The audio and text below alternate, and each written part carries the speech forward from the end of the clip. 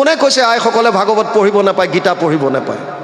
কোনে কৈছে গীতা পঢ়িলে অন্ধ হৈ যাব? সব মিছা। গীতা পঢ়িব নাপায়, গীতা পঢ়িলে অন্ধ হ'ব।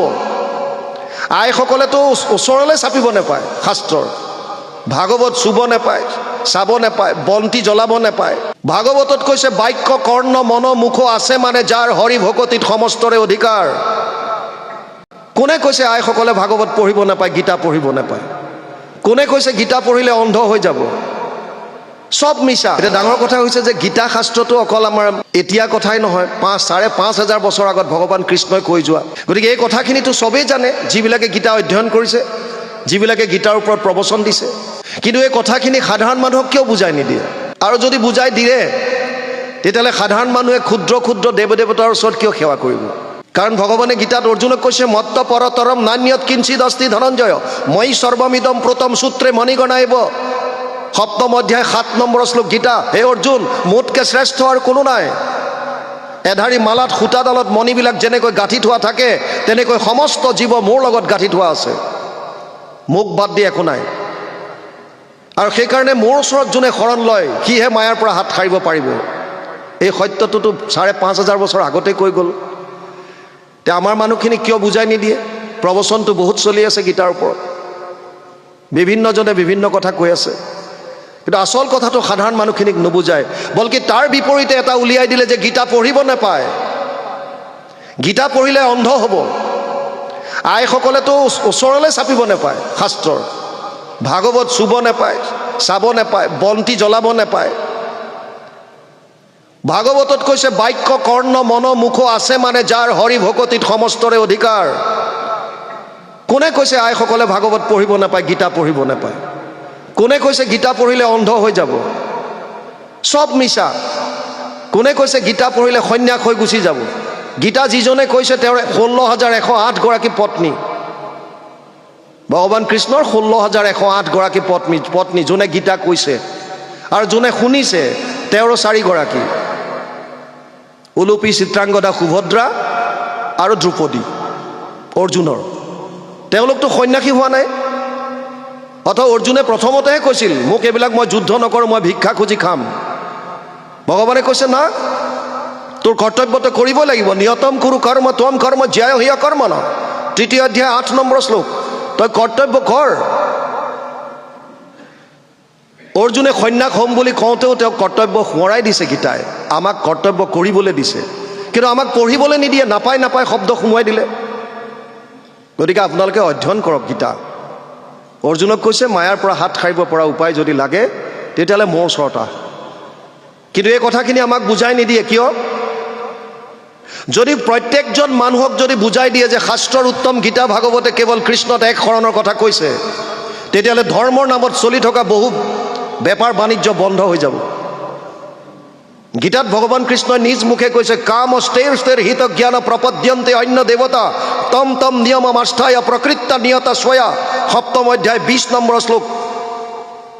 হে অৰ্জুন, যিবিলাকৰ জ্ঞান কামনা বাসনাই হৰণ কৰি ল'লে সেইবিলাকেহে ক্ষুদ্ৰ ক্ষুদ্ৰ দেৱতাৰ ওচৰত সেৱা কৰিবলৈ যায়। মই কোৱা নাই। 7ম অধ্যায় 20 নম্বৰ শ্লোক গীতা। ভগৱান কৃষ্ণই নিজ মুখে কৈছে। আৰু ভগৱানে এইটোও কৈছে যো যো যম যম তনুম ভক্তা শ্ৰদ্ধয়া অৰ্চিতুম ইচ্ছাসি তৈষা তৈষা অচলা শ্ৰদ্ধা তামেব বিদ্যাম্যহম। 7ম অধ্যায় 21 নম্বৰ শ্লোক গীতা। হে অৰ্জুন, যোন মানুহে যোন ক্ষুদ্ৰ ক্ষুদ্ৰ দেৱতাৰ ওচৰত সেৱা শুশ্ৰূষা কৰিবলৈ যায়, মই যিহেতুকে তেওঁৰ হৃদয়ত অন্তৰ্যামী ৰূপে থাকোঁ, মই তেওঁৰ প্ৰতি তেওঁৰ মনটো আৰু আকৃষ্ট কৰি দিওঁ। যা বেটা সেইফালে। কিন্তু সেইজন দেৱতাই সেইটোহে ফল দিব পাৰিব স তয়া শ্ৰদ্ধয়া যুক্ত তৈষা আৰাধনামিহতে লভতে স ততঃ কামন ময়েব বিহিতান হিতান। 7ম অধ্যায় 22 নম্বৰ শ্লোকত ভগৱান কৃষ্ণ অৰ্জুনক কৈছে হে অৰ্জুন, সেইবিলাক দেৱতাই সেইটো ফলহে তেওঁৰ ভক্তজনক দিব পাৰিব যিটো মই ৰিকমেণ্ড কৰি দিওঁ। যেনেকৈ কোনোবা MLA ৰিকমেণ্ড কৰি দিয়ে, মন্ত্ৰীয়ে ৰিকমেণ্ড কৰি দিয়ে এই ঘৰটো অমুকত দিবি, তাৰপিছতহে সেইটো পায়। ঠিক তেনেকুৱা ভগৱান কৃষ্ণই কৈছে মই অনুমোদন নজনোৱালৈকে কোনো কাৰো ক্ষমতা নাই কিবা ফল দিয়াৰ, কাৰণ তেওঁলোকৰ নিজস্ব একো নাই। যেবে এক শত হুয়ে বৰিষ ব্ৰহ্মাৰ ব্ৰহ্মাকো কৰন্ত তেবে ঈশ্বৰে সংহাৰ।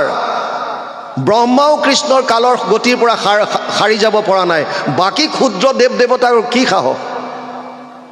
সেইকাৰণে ভগৱানে অৰ্জুনক কৈছে, হে অৰ্জুন, অনন্য চেতা সততাম যো মাম স্মৰতি নিত্য সহ তৈষাহম সুলভ পাৰ্থ নিত্য যুক্তস্য যোগিন।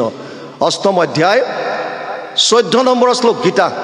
হে অৰ্জুন, অনন্যভাৱে, না অন্য, অনন্য মানে না অন্য, কেৱল মোক যোনে সততম সদায়, নিত্যসহ নিয়মিতভাৱে, নিত্য কণ্টিনিউ, সদায় যিজনে মোক অনন্যভাৱে চিন্তা কৰিলে, অনন্য চিন্তয়ন্তু মাম ইয়ে জনা পাৰ্যুপাসতে, সেইজনৰ কাৰণে মই সুলভ পাৰ্থ, অতি সুলভ, মোক সহজতে পায়, কণ্ঠলগ্ন মণিৰ নিচিনা। আপোনাৰ ঈশ্বৰ বাহিৰত নাই, ভগৱান হৃদয়ত আছে। গুৰুজনাই কীৰ্তনত কৈছে, দেৱৰো ঈশ্বৰ হৰি তান্ত মহা যত্ন কৰি লৈও এক শৰণ সাক্ষাৎ, যাৰ ইচ্ছা মুখ্য পাইবে নালাগে দূৰক যাইবে, আছে হৰি সবাৰো হিয়াত। ইয়াত আছে। গতিকে ইয়াত থকা ঈশ্বৰজনক পাবৰ কাৰণে কি কৰিব লাগিব? অনন্য চেতা সততাম যো মাম স্মৰতি নিত্য সহ। অনন্যভাৱে আপোনাৰ মনটোৱে যদি সদায় ভগৱান কৃষ্ণৰ স্মৰণ কৰিছে, শ্ৰৱণ কৰিছে, কীৰ্তন কৰিছে, তেতিয়াহ'লে আপুনি ভগৱানক পাব, আৰু ভগৱান আপোনাৰ কাৰণে সুলভ হ'ব। ভগৱানে কৈছে, অনন্য চিন্তয়ন্তু মাম ইয়ে জনা পাৰ্যুপাসতে তেষাম নিত্যাভিযুক্তানাম যোগক্ষেম বহাম্যহম। নৱম অধ্যায় 22 নম্বৰ শ্লোক গীতা। হে অৰ্জুন, অনন্যভাৱে যিজনে মোক চিন্তা কৰিলে তেওঁক মই দুটা বস্তু দিওঁ, অংগীকাৰ কৰিছে, প্ৰতিজ্ঞা কৰি কৈছে। কি দুটা? যোগ আৰু ক্ষেম। যোগ মানে অভাৱ পূৰণ, আপোনাৰ যিটো বস্তু নাই সেইটো ভগৱানে আপোনাক দিব। আৰু দ্বিতীয়টো হৈছে যিটো আছে তাৰ ৰক্ষণাবেক্ষণ দিব। তাতকৈ আৰু কি লাগে? আপোনাৰ যিটো নাই, যিটো অভাৱ, সেইটো ভগৱানে পূৰণ কৰি দিব, আৰু যিটো আছে তাৰ ৰক্ষণাবেক্ষণ দিব। তাতকৈ আমাক লাগে কি? তাৰ কাৰণে কি কৰিবলৈ কৈছে? অনন্য চিন্তয়ন্তু, অনন্যভাৱে চিন্তা কৰিবলৈ দিছে।